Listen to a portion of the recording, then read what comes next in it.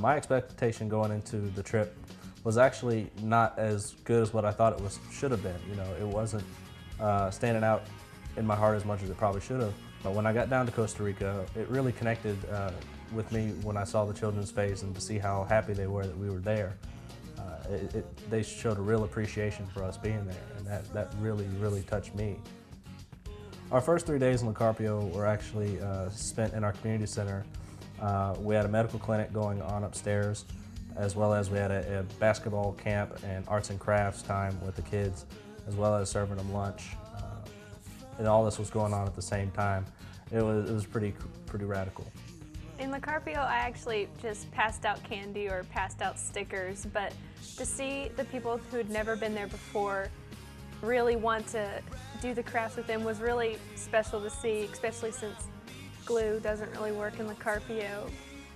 The kids loved it. They love anything that you want to do with them, and they just want to be with you. So We served the children a lot of sandwiches, and some of the older kids decided that they wanted to help.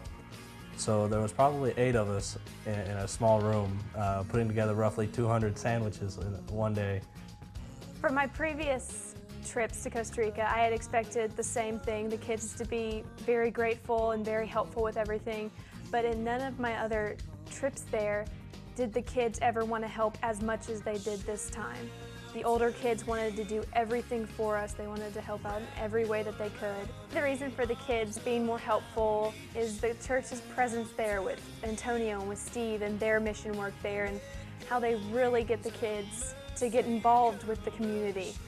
That's because he's able to, because of how much the church has helped them.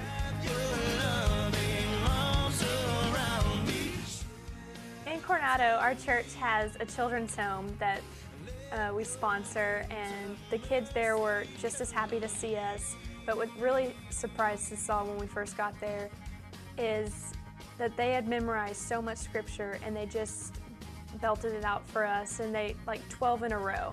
And it was really cool to see that they were that excited about learning. When I was in Coronado, we played soccer with the kids, which was incredible.